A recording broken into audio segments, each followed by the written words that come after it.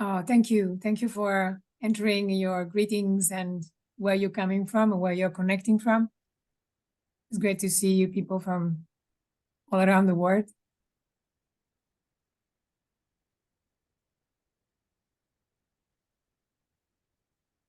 Yes, the session is recorded and we will share it later on our YouTube, on the GEI YouTube channel.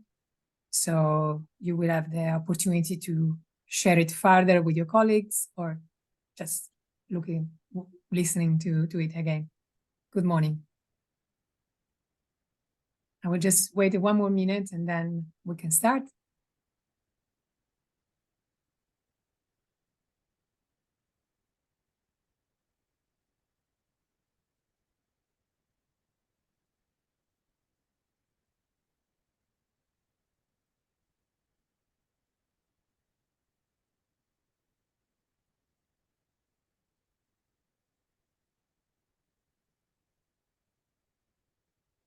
Very well. So welcome everybody. Good morning, good evening, and good afternoon. It's a pleasure to be greeting you today and to be the host of this first webinar of the series, the BExchange that the GEI is starting today. The series of webinars will try to look into several aspects of what can improve and strengthen national evaluation systems.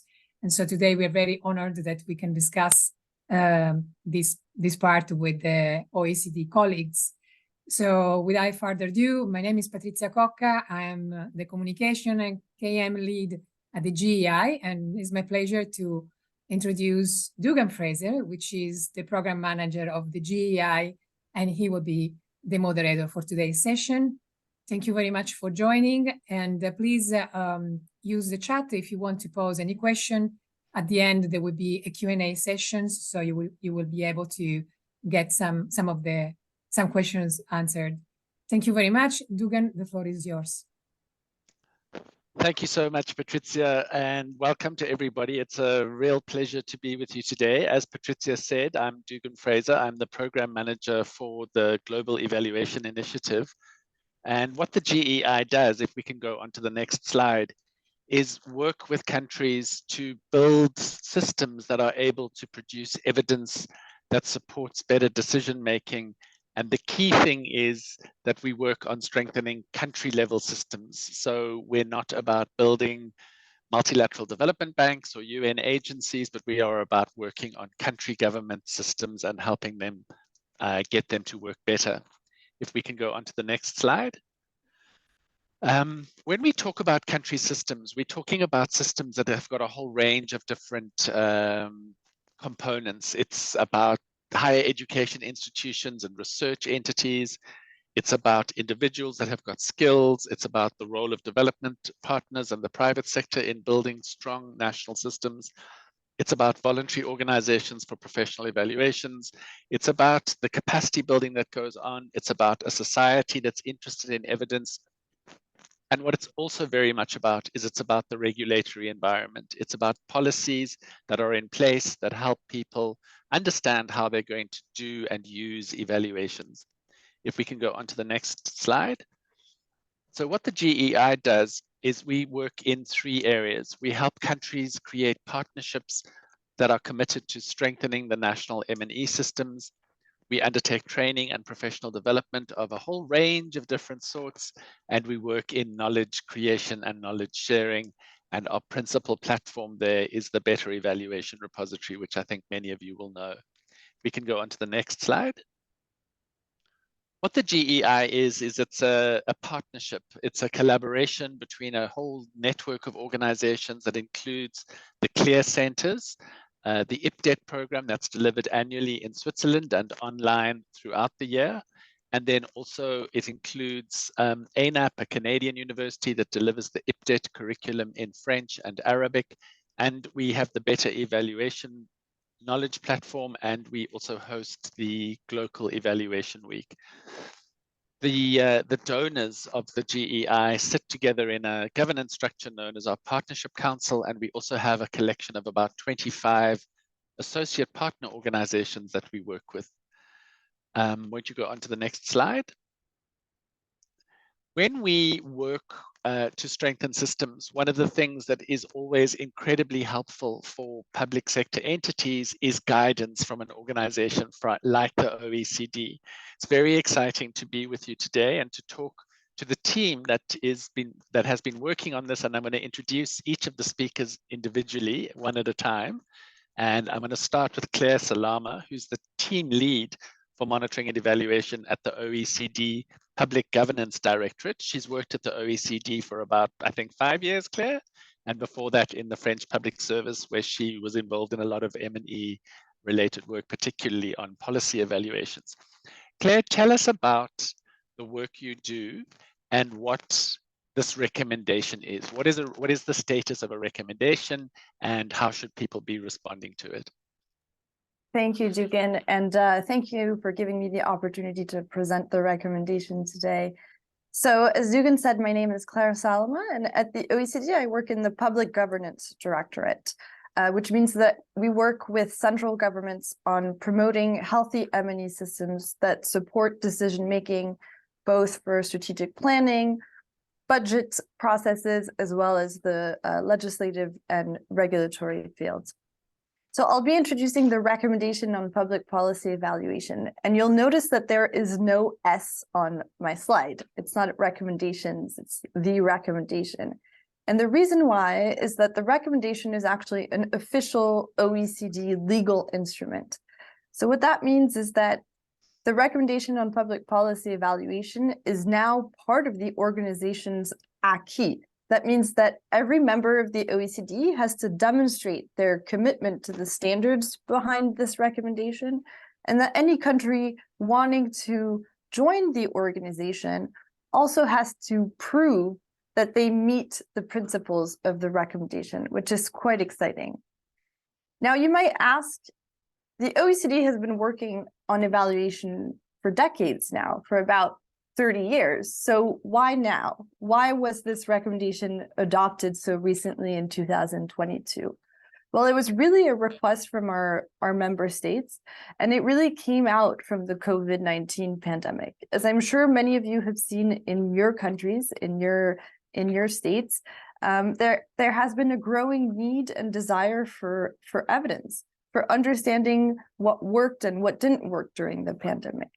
But also, and I have to be honest here, there is an increasing desire from our member states to increase the effectiveness of their public spending, to get more bang for their buck, so to speak. And so that's really the environment in which this process started, this recommendation process started. Of course, there are also structural issues that need to be addressed. A lot of our member states, particularly in European countries in the European Union, struggle with issues of data availability for evaluations, for example. We see a lot of evidence production with very little political interests in some other systems. So those are some of the structural barriers that this recommendation seeks to address. This was a long process, and I'll tell you a little bit more about that. But so, in order to tackle these different challenges, the recommendation has 3 different pillars. It seeks a holistic approach to the issue by looking at the institutions. So what are the institutions that support evidence and evaluation supply? How can we make sure that evaluations are of good quality? And ultimately, how can we ensure that they have an impact so that they can improve decision making? And we can close that policy loop, so to speak. This was a long collaborative process. The Secretariat, the OECD Secretariat, didn't work on its own. It's in its ivory tower on this document. Of course, the OECD, as I mentioned, has worked on evaluation for 30 years, but there was also some recent data and recent evidence that we were able to use in order to feed into this recommendation. Some of that is a survey that we conducted in 2019 across 42 countries, looking at their evaluation systems, and the data for that very much fed into the recommendation. We've been doing some analytical work on standards for quality evaluation and evidence, on improving governance with policy evaluation, as well as on skills and capacities for evaluation. We have a network of experts that meets annually in Paris at the OECD to discuss issues related to evaluation systems and evaluation practices. This is a closed group only for OECD members, but if you are if you work in a public institution in one of our member countries, then please feel free to reach out to me. We would love to have you in this network. And of course, we work also on case studies, and we work one-on-one with countries to support them in, again, meeting the standards that are laid out in this recommendation. And Catarina, I'm sure, will tell you a little bit about how we worked with Portugal and Plan APP on this topic. But we also worked a few years past with the DNEP, and I'm sure Patricia will tell you a little bit about that as well, DNEP in Colombia. So maybe at this point, it's useful for me to give you a little bit of information about what actually is in this document, right? So 3 main principles that are supported by 7 pillars, so to speak. The first one is the need to really institutionalize evaluation, but from a whole of government perspective. What we see in a lot of our member states is that evaluation is well institutionalized, and they're produced at the ministry level, at the agency level, at the sectorial level. What we want is a cross-government, holistic perspective on evaluation. And in order to do that, 3 main ways that we have seen countries do it and we have found quite successful. The first one is to have a legal or policy basis that will also depend on the legal culture of the country, but to have a strong framework and basis for performing evaluations, supplying evaluations, but also for how to use them. What are the evaluations supposed to feed into? Are we talking about the budget process? Are we talking about the strategic planning process? So again, what are you doing these evaluations for, and how are you going to be using them in national decision making? That's the first step. The second step is to clearly allocate mandates. So who is doing the evaluations? That could be a variety of actors, of course, but we also want to look at who is playing the champion in that system. So is that an independent agency, for example? Is that the center of government? So the Prime Minister's office, it could be the Ministry of Finance for value for money evaluations, for example. So these mandates need to be clearly allocated so that every actor in the system knows what they're doing and who they're talking to. And finally, what we've seen in countries that have very successful evaluation systems is that they tend to have one or several cross-government macro orientations. Okay, what do we mean exactly by that fluffy language, macro orientations? Essentially, what we mean is some sort of guidebook telling the actors in the system what types of evaluations they're meant to be performing, how are they meant to be performing them, what methods, how are they getting the data for doing them, so on and so forth. And so these 3 different instruments, so to speak, are really what can ensure that everyone knows their role in the system, that there's a common understanding of what we mean by evaluation so that it's not confused with other policy instruments, and it can be ultimately used. The issue with institutionalization is that it's a great first step, right? But usually it doesn't necessarily support use of evaluation. And what we see is that without the capacities, without the skills, without the attention from the public, but also from politicians, that feedback loop doesn't get closed. And that's why the evaluation has 2 other major pillars, which are promoting the quality of evaluations and ensuring their impact. Why do we need to promote the quality? Well, without credibility, without trust, evaluation results can't be used. And so how do countries do that? And how does the recommendation suggest that countries do that? First, by developing standards or guidelines to promote the quality of the process. Many of you will be familiar, I'm sure, with the Magenta Book in the United Kingdom, which is a great example of that. But most countries in the OECD have some form of guideline for supporting the quality of evaluations. We also want governments to look at the quality of the evaluation end product, whether that be through peer reviews or through their own quality assessment, for example. The issue of skills is also critical, and it's critical because in public administrations, getting the skills for evaluations can be challenging when there are rigid civil service frameworks, for example. So that might require outsourcing some evaluations or working with universities on secondments, so on and so forth, which is very much tied also to the issue of the independence of evaluations. And so the question of independence is a bit challenging because, of course, we value the independence of evaluations, but we also value internal evaluations. So it's how do you find the balance between the two? And those are some of the issues that are hopefully addressed in the recommendation. And finally, and perhaps most importantly, the question of the impact. The impact is really what makes sure that that the gap between what we know works and decision-making is closed. It also makes sure that the public resources that are invested in evaluations are not wasted.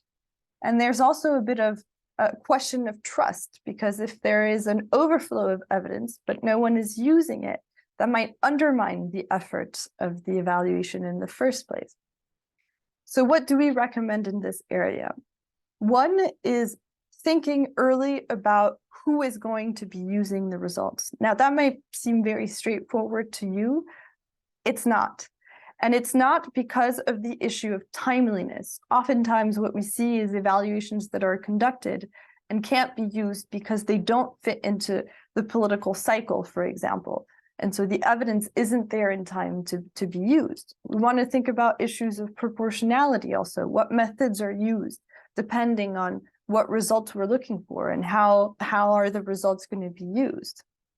We want to make sure also that good evaluation systems have systematic feedback loops embedded in them. So one of them, for example, is the budget cycle. You might discuss evaluation results as part of the annual budget cycle in Parliament. You might discuss evaluation results as part of the appraisal process every time you incur a new capital expenditure, for example. So you really want to have these feedback loops that are explicit and embedded in the process. Of course, the issue of publicity and communication of results is also extremely important. We find that publicity in most of our member countries exists by default. The challenge is more with the communication and making sure that targeted results reach the right audience. So what is the conclusion of all of this?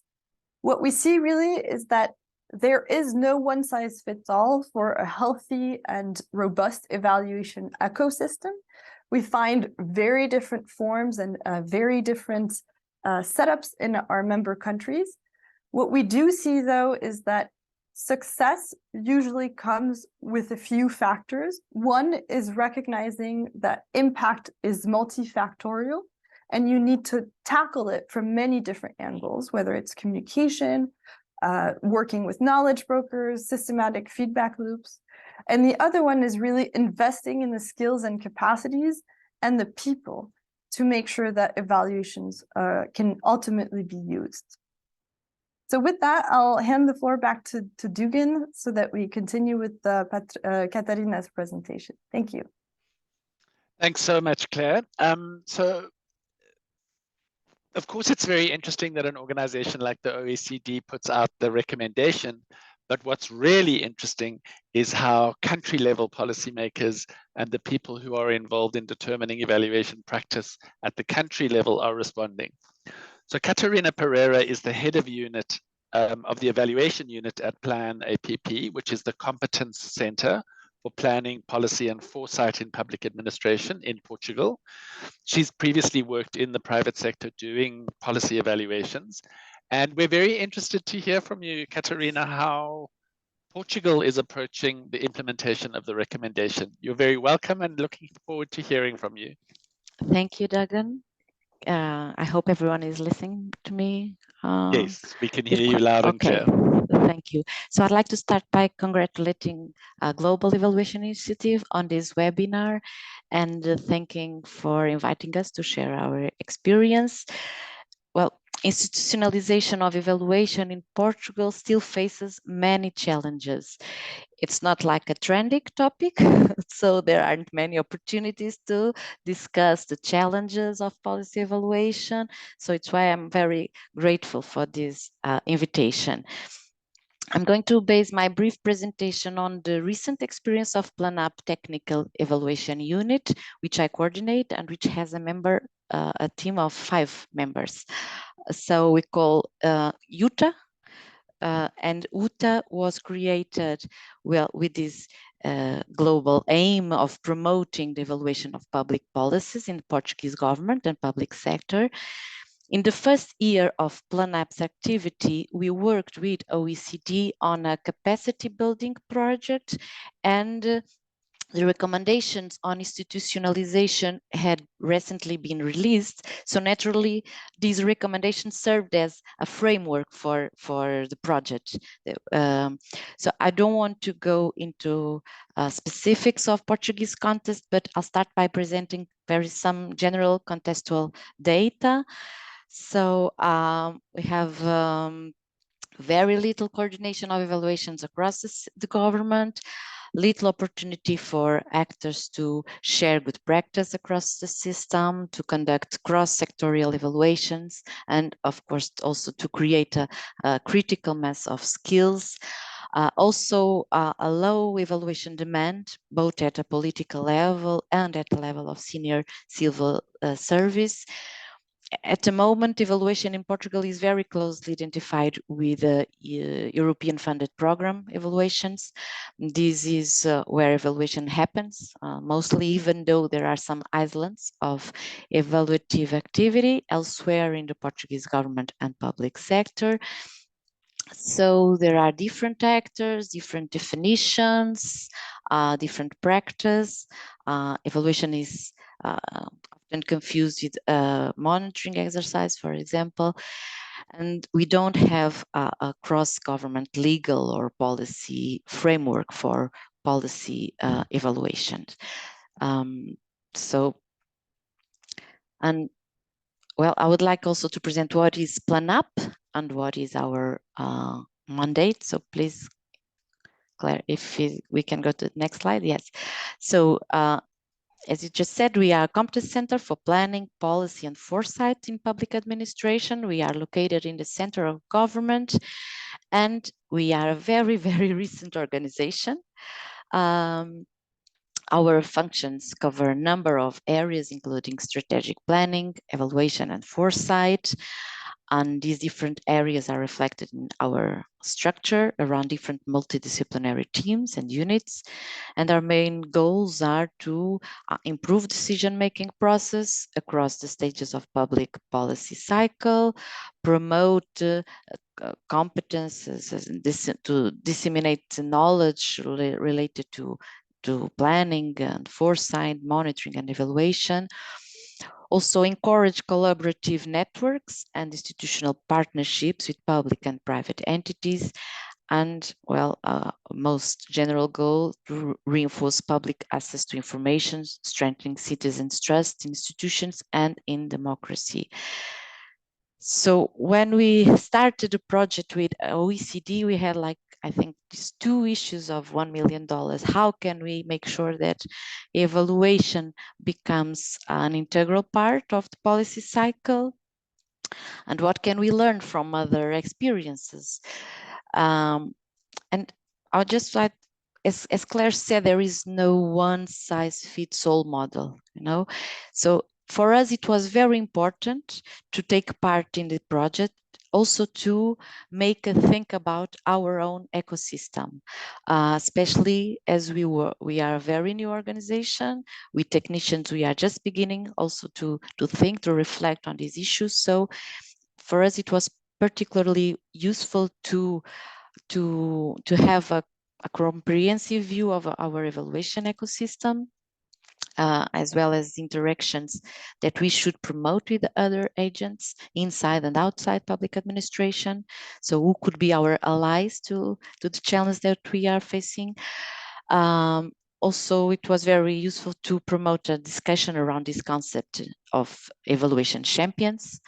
And we were able to look at our ecosystem through the lens of a gap analysis of the Portuguese government's practice on policy evaluations, comparing to other OECD members. So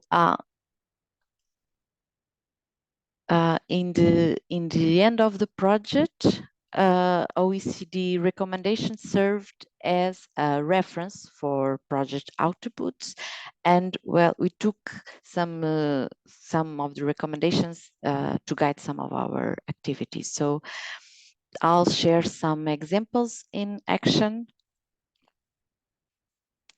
Can you please, Claire, maybe go to the next slide? Yes, okay, thank you. So OECD recommended that we could work with relevant stakeholders on a common definition of evaluation and a multi-year agenda. And we could manage a network of government evaluators to share good practice and methods, and that it was crucial to strengthen availability of policy analysis skills in the public sector. So how are we doing that? PlanUp coordinates a network focused on planning and foresight, and we now have a team dedicated to evaluation. So it allows us to work with other allies, other evaluation champions. And in this team that is now starting to work, we will share evaluation experience, discuss concepts, methodologies. And also we are working with INA, our national institute, that is responsible for training of the civil servants, and in a new training course that contains, that is dedicated also to evaluation. Another example, if you can go to the next slide. Yes, well, we know that communication is a very key issue, so it was very clear in the OECD recommendation that it was important to increase communication activities. And how are we doing that? Well, we started by creating a public database, which will update quarterly, and to bring together evaluation studies. And it's aimed to be a database to provide an easy access to results of evaluation, and it allows to search by government area, keywords. So it's now available. And also we are trying to promote these seminars and focus group to present the findings of evaluation studies in order to improve the uptake of evaluation results. And in those evaluations that we are carrying, we work with our communication unit to create more simple and attractive communication projects, and we are calling them like those quick notes, and we make it available. Oh, sorry, Claire. I think I was already, yes. This is the example of our website where we publish the reports, and also these quick notes that where we try to communicate in a more attractive and simple manner the results of the findings of the evaluations. And yes, I think it's, yes, Claire. So thank you so much. And thank you so much, Katerina. That was really interesting. And of course, while Portugal is one example of an OECD member country that is going to be using the recommendation to guide their implementation of an evaluation strategy, Colombia is another place that has also got a very similar experience, but of course in a totally different context. So Patricia Moreno is the Deputy Director of Evaluation at the National Planning Department of Colombia.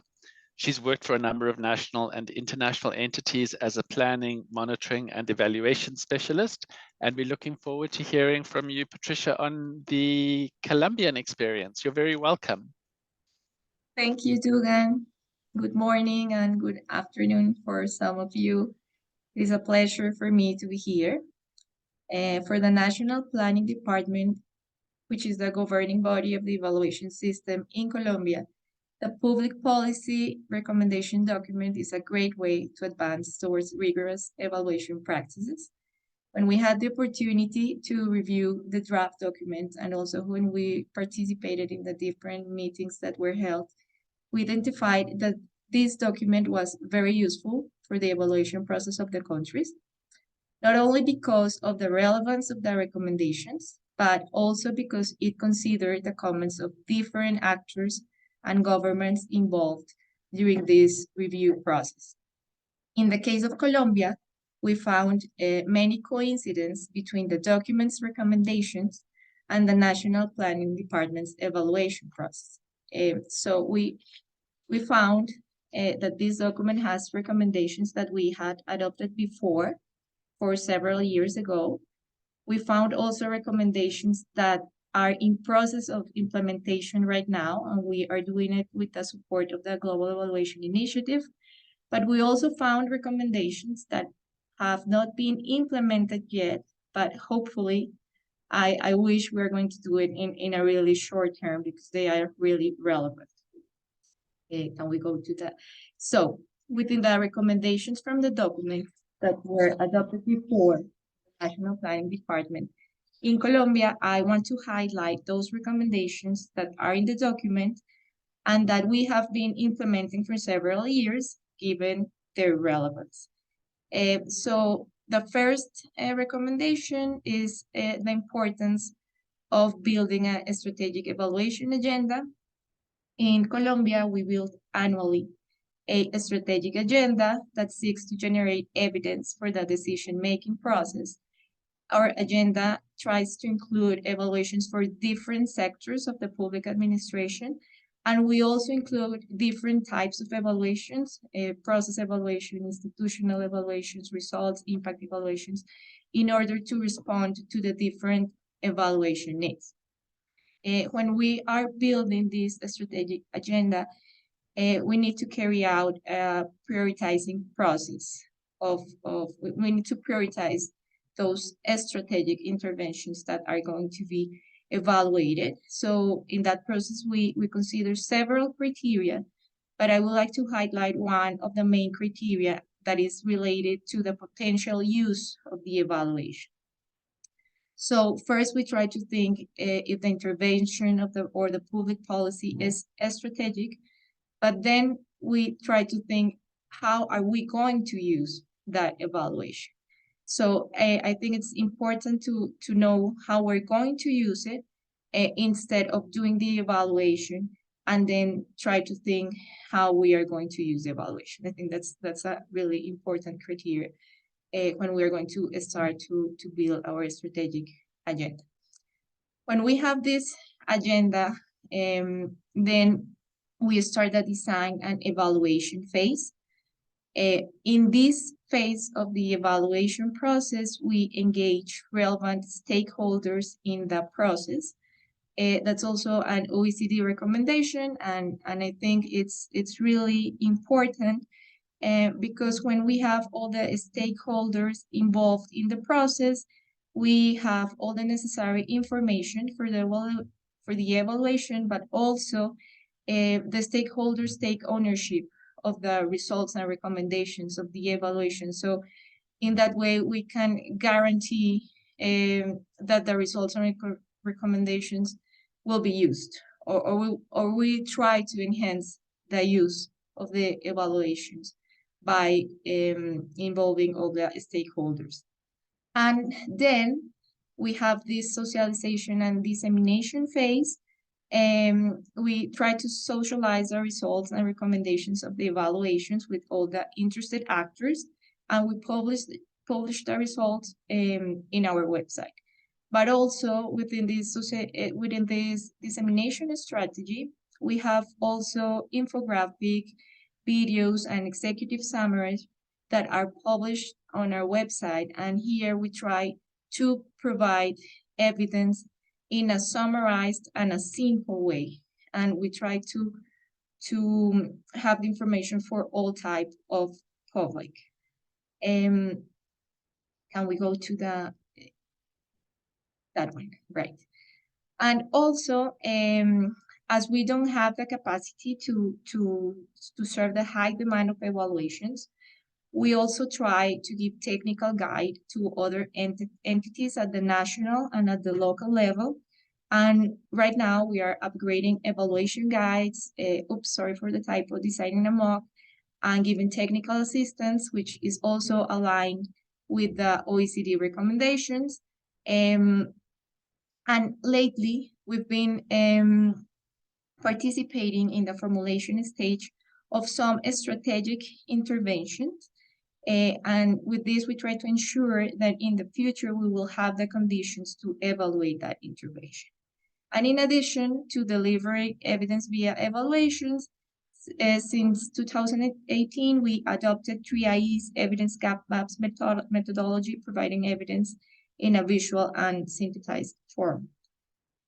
Next, please, next slide. Can we go to the next slide, please? Okay, thank you. So those were the recommendations that we were working. And now we are doing we're implementing new recommendations that are in this recommendations document of the OECD. So last year, we knew we were facing different challenges when institutionalizing public policy evaluation and promoting the use of these evaluations for evidence-based decision-making.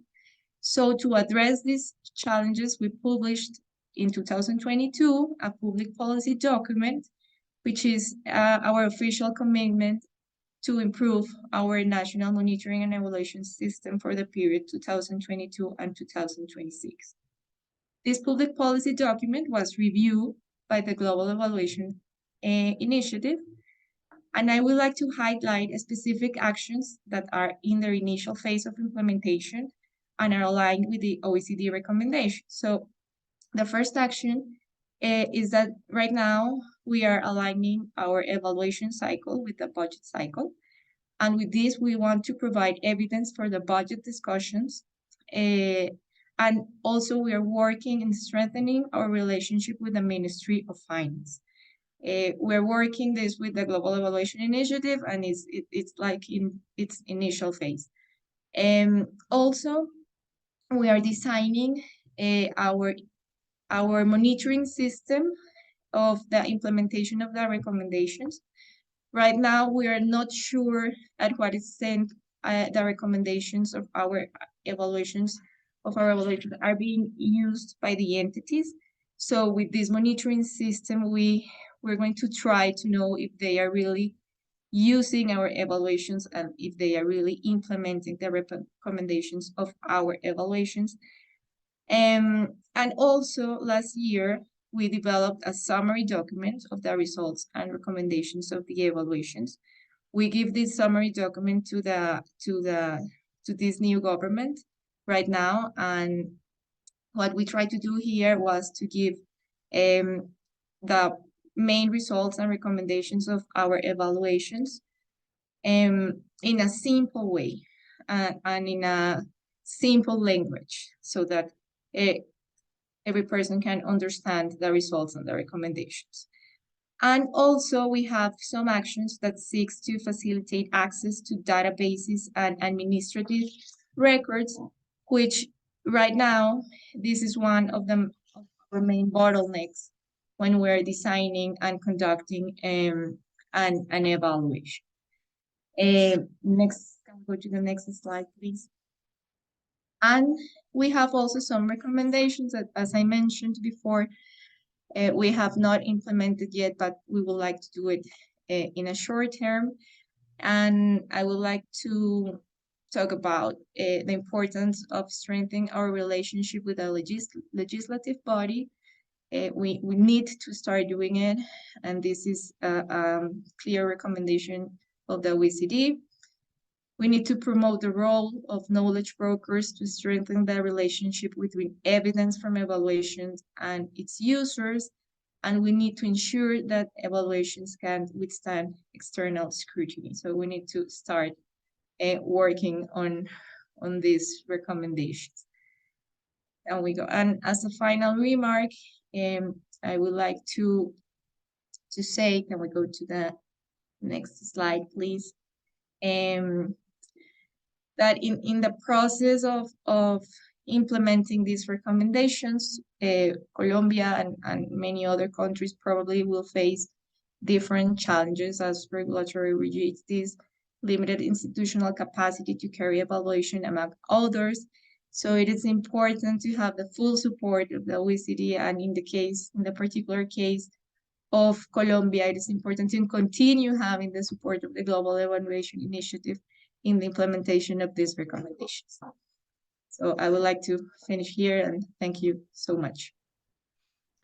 Thank you so much, Patricia. That's so interesting, and it's, you know, so gratifying when a system like the Colombian system, which is generally regarded so strong, is so open about the ways in which it has work to do. There are a couple of really interesting questions in the chat, and Claire, I'm going to ask you to respond to the one from somebody who says they don't really see anything new in the recommendation. Is this new, or is it something different? Do you want to explain what the recommendation is and does? Sure. Thanks, Dugan, and thank you for the opportunity to answer to this question, because I think it's actually a great one. What is new in the recommendation? I'm sure a lot of the principles that are in there are very familiar to you, and we all know what needs to be done in a certain way. The value of the recommendation, as I said, is that it was a process. What that means is that all 38 members of the OECD had to come together, and trust me when I say those were lengthy discussions, and Patricia knows that she was part of those discussions. They had to come together and agree that this is the minimum standard that all member countries need to adhere to. So in a way, that's already a great first step, right? Recognizing that this is the minimum standard that we all want to meet. And what that means is that we at the Secretariat monitor the extent to which all of our member countries meet the standards in this recommendation. So we do annual surveys. So we collect data and we benchmark countries to see how far they've gotten in implementing the recommendation. So in a lot of ways, you'll say, yes, it's not new. It was the product of a compromise. So as all good compromises, there are some elements of it that are maybe more forward-looking and some elements of it that are perhaps more basic to you. But the novelty there is that it is now legally binding to our members. And so in the next few years, they will have to demonstrate to us the ways in which they're implementing the recommendation. And that's very much what Caterina and Patricia have offered to you today, is showcasing the ways in which their national governments are making efforts to meet the standards behind the recommendation. Thank you. And I want to ask this question of both Caterina and Patricia. And it's a question that Ivo actually put in the chat. Let me see if I can find it. What it relates to is the need for high-level political demand for evaluation. What he said was, how do we increase political level demand for evaluations and evidence-based decision-making? If there's no demand, civil servants are less willing to work on those aspects of policymaking. So Patricia and Caterina, you both, I think, emphasized in your presentations the need for a focus on use. But how do we make sure that the particularly political level practitioners are in fact interested in evaluative evidence? What are your thoughts? Can I start with Patricia? Thanks, Dugan. Well, actually, particularly in the case of Colombia, we have a high demand for evaluations. Each year we receive around 150 evaluation proposals. That's particularly not a problem in Colombia. So each year, what we try to do is to prioritize the most strategic interventions that we need to evaluate. So I think that in Colombia, entities know the importance of evaluations. That's why we have a high demand of evaluations each year. I mean, what do you think accounts for that? Why? So two of the questions in the question and answer box are, how do we develop an evaluation culture? And what do you think has made Colombia a country that has a strong demand for evaluation? And after this, I'll hand over to you, Katerina.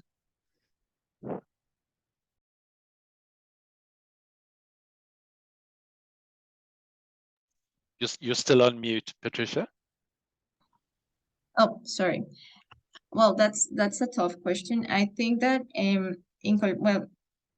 we've been working in evaluations many years ago, so I think that that's important. You know, I think Synergia or the evaluation system, it's been working in Colombia for around 20 to 25 years.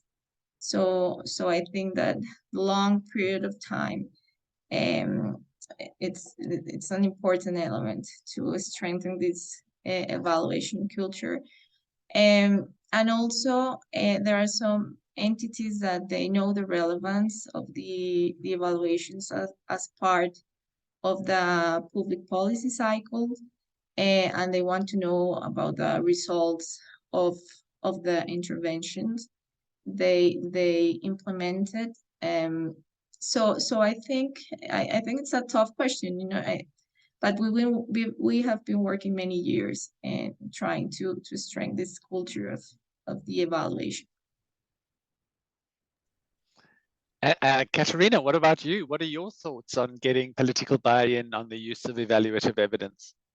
I hope you're all keeping an eye on the chat box, because there are some pretty good questions there that we might not get to, but which I think are still fascinating nonetheless. Sorry, Katerina, over to you. Well, it's a big challenge, you know. In Portugal, it's really we have a low demand, and it's not something that we could change in a quick manner or in a few years. I think we have to show why evaluation is important, why can it be useful, and try to find who could be our main allies in this work, in this challenge, and try to work in a collaborative way to notice what we could learn with evaluation, and not only to show that it's not just to identify the main that evaluation the process itself can be a learning process, and how can we make it more useful. But it's very challenging, and now we are trying to get some allies to work with us in this challenge.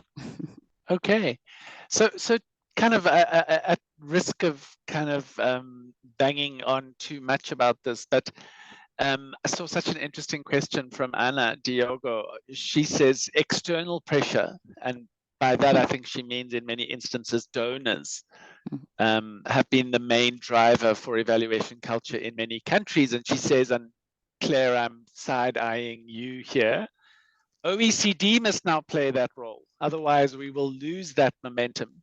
Is that, Claire, how you understand the OECD role? Great question. And we had a very similar question on the sticks and carrots available to the OECD for promoting M&E cultures. The role of the OECD isn't so much in the sticks, right? It's much more in the carrots. And I think in general, we are more successful when using honey rather than vinegar. At least that's very much the philosophy that we have at the OECD. I mentioned that we benchmark countries and we collect data. So there's a bit of name and shame. But at the end of the day, what we do is we try to promote healthy M&E systems by working one-on-one with countries. I mentioned the work that we did with Portugal and Colombia, but you saw on the map that we've worked with dozens of countries to support and their M&E systems and to build capacities, and that takes on a variety of different forms. And also we try to sort of create this network and community of evaluation teams and units through our network. And that's how we try to create a push and a momentum for evaluation systems in OECD countries.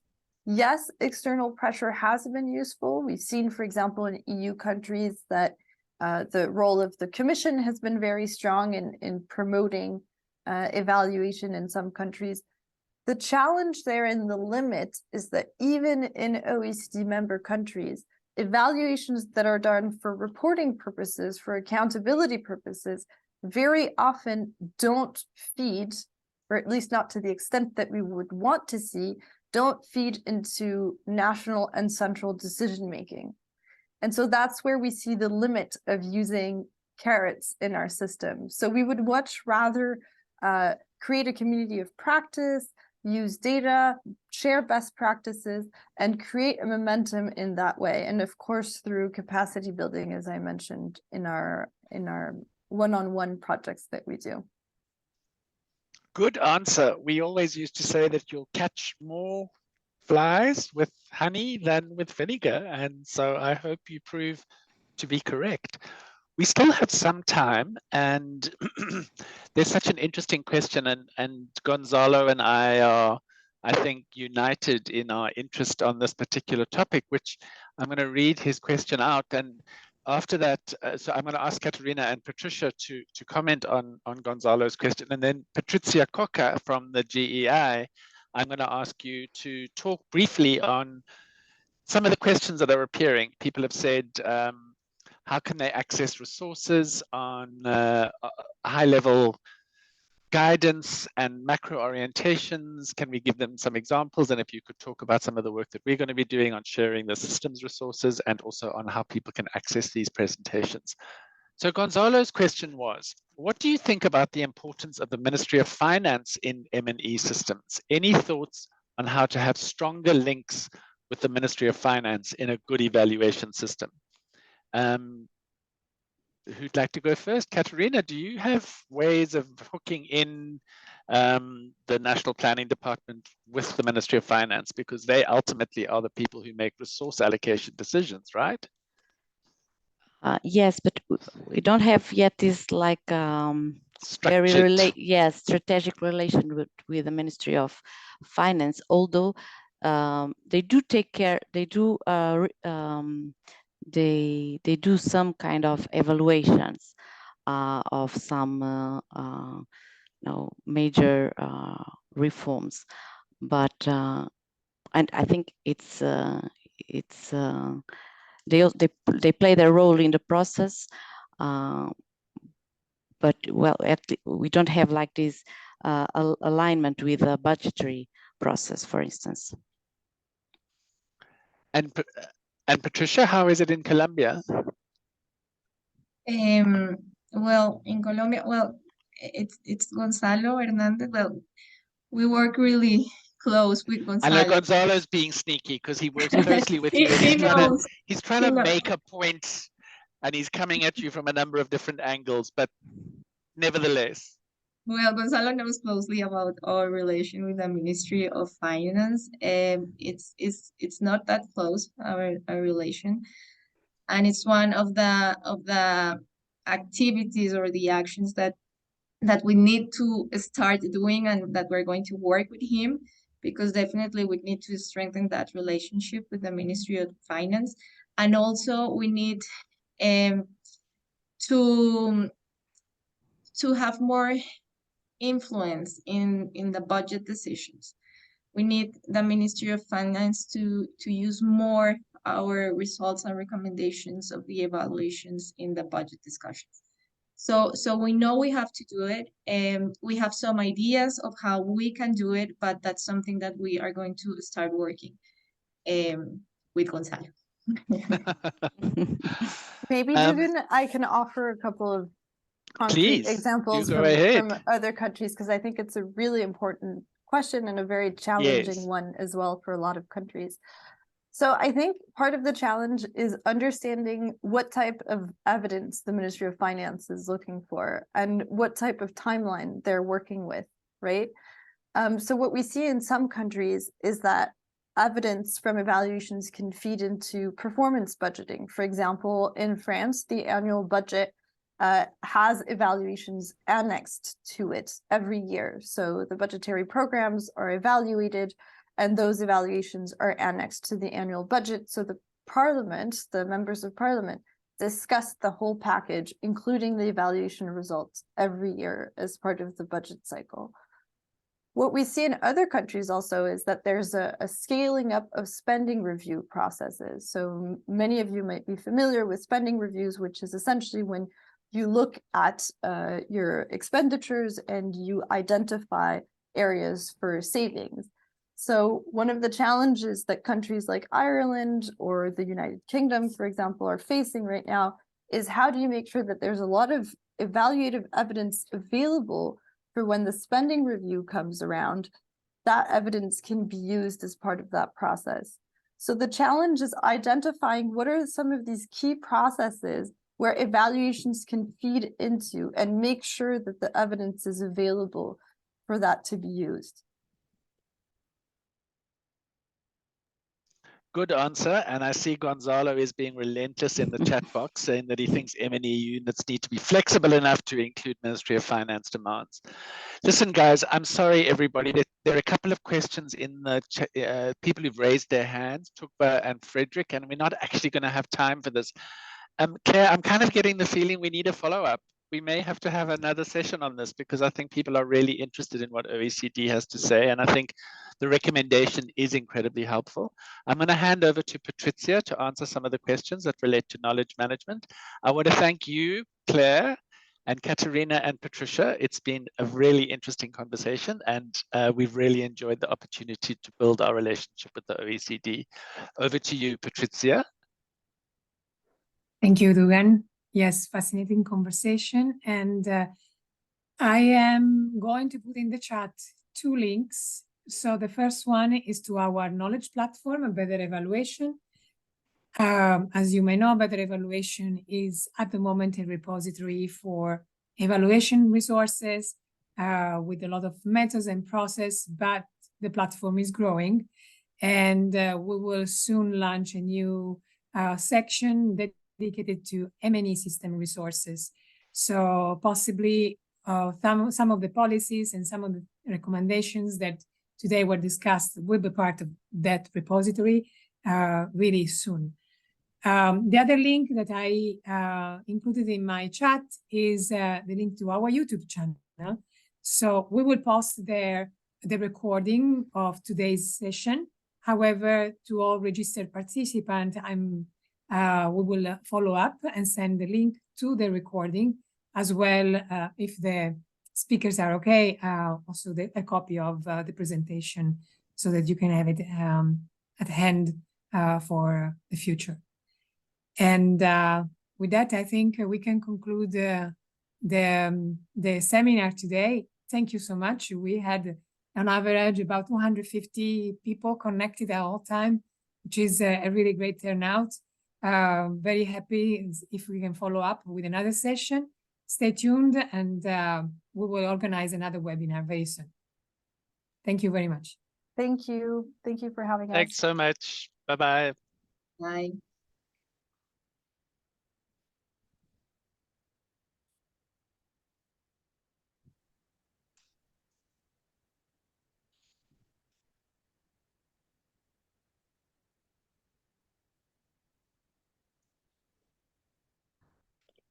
Bye-bye.